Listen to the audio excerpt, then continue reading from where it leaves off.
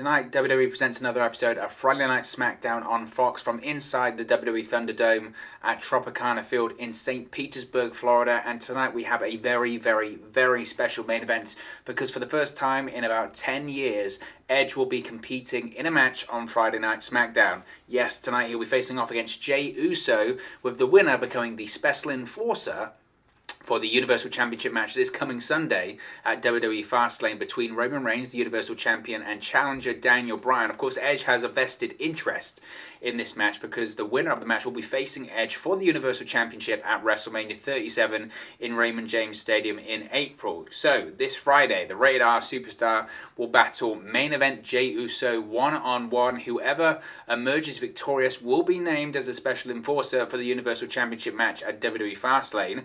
Will Jey Uso stop the ultimate opportunist and stack the deck for the Universal Champion Roman Reigns in the March 21 title showdown, or can the Rated R Superstar put himself into a position to assure a level playing field? It's going to happen tonight, SmackDown on Fox. Now, Edge has been speaking about this quite a bit over the course of the last few days because it is a really big, momentous occasion, isn't it? Edge tweeted out, quote, "This Friday, Fox, my first match back on my show SmackDown in 10 years. One-on-one with Jey Uso. We're going to travel some rough road. Buckle up, Us." Edge also, they just released a video, it's actually only a few minutes ago, about half an hour or so ago at the time of recording here, and Edge said, quote, "Now it's time for me to get in with this new generation of talent." And this is what I think is the thing that I'm really excited about the most about this tonight on SmackDown. Yes, obviously there are storyline ramifications, and I don't think it's within any doubt that Edge is going to win this match. Frankly, Edge has no business losing any matches between now and WrestleMania. That's just bad booking if they do that. Obviously, it makes a ton of sense for Edge to be winning all of his matches. If this might be the last match that Edge has between now and WrestleMania.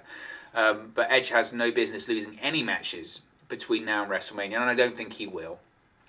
But the exciting thing, and this was the exciting thing about Edge returning in general in 2020 when he returned at the Royal Rumble, was the fact that Edge was going to be stepping in the ring with a new generation of talent that he's never faced off against before. Now, actually, Edge and Jey Uso were on the WWE roster at the same time when the Usos debuted, because the Usos debuted, I think it was in 2010 or 2011? It was around that period of time. So the Usos technically were, I think, there might be a slight, not an overlap there. There might be a slight overlap. I can't recall off the top of my head. Nevertheless, the exciting thing when Edge returned in 2020 was that there was this just pool of talent that had amassed over the course of the last 10 years that Edge had been retired, that he'd never faced off against before. And you started to think about all the possibilities, whether it was Edge facing off against Roman Reigns, whether it's facing Seth Rollins, even a Daniel Bryan, all those kind of names that Edge maybe hadn't faced off against before. I think Edge might be, Edge was certainly on the same tag team with Daniel Bryan in 2010 at SummerSlam. I recall that. But there are obviously a ton of other names that he hasn't faced off against before, whether it's Keith Lee, AJ Styles, all of those names that Edge wouldn't have faced off against before. It opened up those possibilities. That was the exciting thing. Now, we had to basically wait a year to get to this point because the first feud he had since returning was against Randy Orton. But now that's a thing that's in the past, that's gone, and the feud now is with Roman Reigns. So it's a massive main event. I think Edge being on SmackDown, competing on SmackDown tonight, it will be fascinating to see how they do in terms of the ratings. And I'm not usually a massive ratings guy because I do think they do have an important, point to tell, and I do think that they do tell a partial element of the story, but they don't tell the full story like they used to. There are certainly other elements to consider, whether it's social media, whether it's website traffic, whether it's YouTube views, whether it's loads of other stuff, whether it's DVR on demand, all that kind of stuff.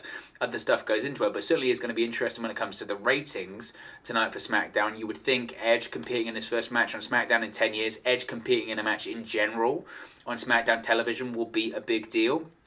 And it's network television, and it's been promoted 7 days in advance, and it's been heavily promoted on social media as well, and it's WrestleMania season. There isn't a lot of competition right now when it comes to television for WWE. You would think this would do a good number. Certainly is going to be interesting to see if that is the case.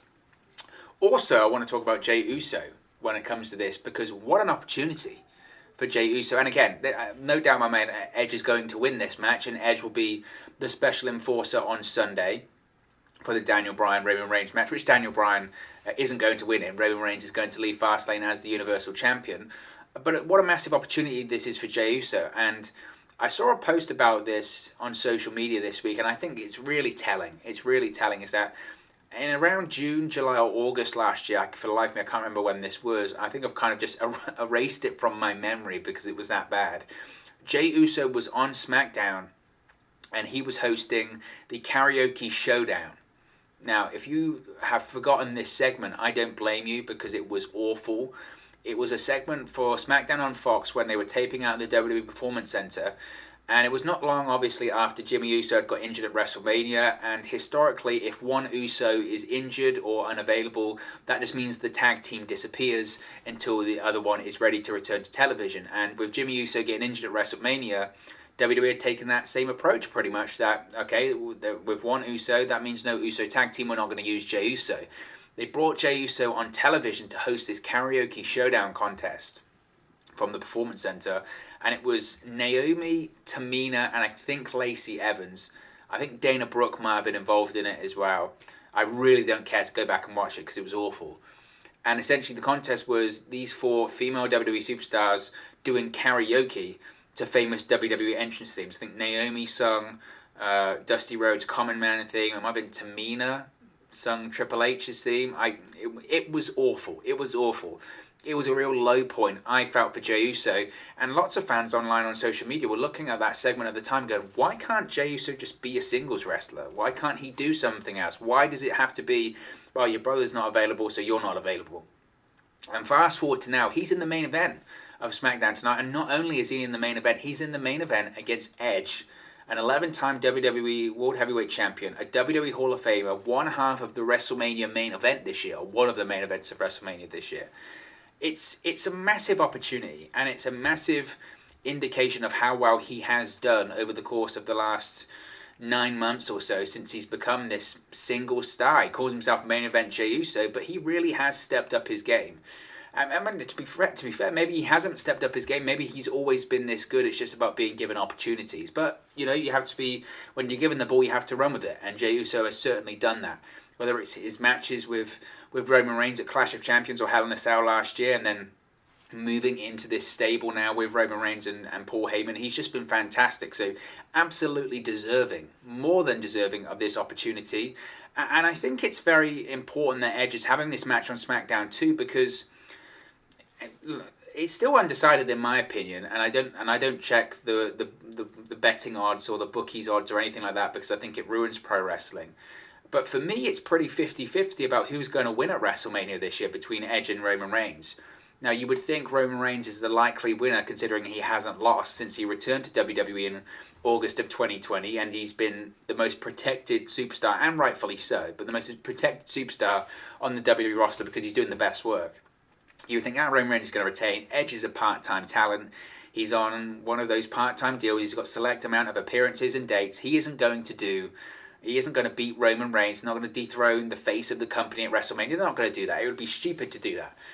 But then there's the other side of it that says, look, Edge, the night 2 of WrestleMania, which is when I think this match is going to happen between Edge and Roman Reigns, night 2 of WrestleMania is 10 years to the day that Edge retired on Monday Night Raw in 2011, relinquished the World Championship, and was told he was never going to wrestle again. 10 years to the day. And stories like that just don't come around that often. That is, I mean, if you believe in fate or whatever, that is pretty much, you can't write it. You couldn't script that, even if this was a Hollywood blockbuster. And that part of me says, I mean, what a moment. What a moment that would be. And Vince McMahon, historically, and WWE historically, they like to end WrestleMania on a positive, happy note. It's the season finale for WWE after a year of storytelling, and you would think the story here is Edge's redemption after being told he would never be even touched inside of a WWE ring again, let alone win a world championship in the main event of WrestleMania 10 years to the day that he retired. I mean, that's just, it's fate. It's beyond storytelling. So for me, it's 50-50. It's 50-50 about who's going to win there. And I think by Edge competing tonight on SmackDown, it's a subtle indication to those watching at home that say, you know, you think that Edge wouldn't wrestle on TV. You think that Edge will only do these select pay-per-view matches. He's wrestled on Raw. He's wrestling on SmackDown tonight. Who's to say that if he wins the Universal Championship, he won't be wrestling regularly on WWE television? Well, we don't know. Fundamentally, when it comes to the live event touring schedule and the way that WWE shoots television, things have changed because of the pandemic, and we don't know when live events are returning. Maybe with this new schedule of wrestling once a week, or he doesn't even have to wrestle every single week. Well, Roman Reigns doesn't do matches on TV every week, so why should Edge be any different? Edge can appear on SmackDown most weeks, doesn't mean he has to wrestle. Roman Reigns does the same thing.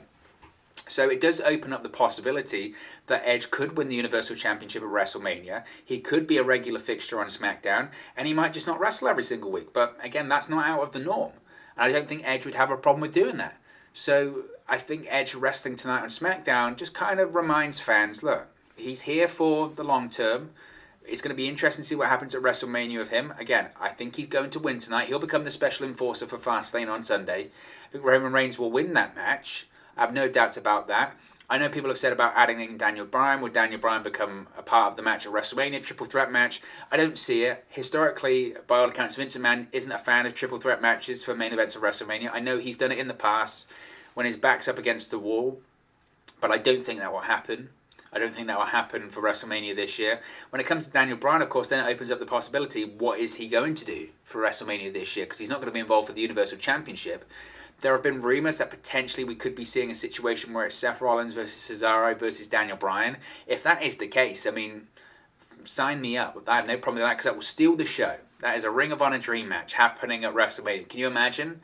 That would be fantastic. So really excited to see Edge return tonight on SmackDown to the ring. Tonight on SmackDown for the first time in 10 years. It's going to be a real must-see event.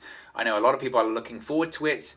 And what an opportunity for Jey Uso. So again, no doubts that Edge is going to win and he'll move on to Fastlane and become the special enforcer. But a very exciting night. But of course, as always, it's just one man's opinion. What are your thoughts on Edge facing off against Jey Uso in the main event of Friday Night SmackDown tonight on Fox? Let me know your thoughts in the comment section below. I'll do my best to respond and reply to all of your comments. Really enjoy interacting with you guys, talking about WWE, AEW, Impact Wrestling, New Japan Pro Wrestling, all things pro wrestling here on the channel. So be sure to get involved with the community, drop a comment below. All opinions are welcome. If you have enjoyed this video, please do smash a like on the like button too. Really does help us out here on YouTube, gut the rankings, and get into people's recommendation feeds if they haven't seen our videos previously. But most importantly, if you haven't already, please do subscribe to Wrestle News 365. You can do that by clicking the bottom right-hand corner of the screen right now. Or if you wait a few seconds, there'll be a subscribe button at the end of this video along with another video for you to watch. Thank you very much for watching, listening, streaming, or however you come across this video today, and I'll speak to you again very, very soon. Hey guys, thank you for watching, listening, streaming, or however you come across this video today. Be sure to click on the video on the right there to watch our next video, or click the bottom there to subscribe, or the bottom right hand corner. Thank you very much, and I'll speak to you again very soon.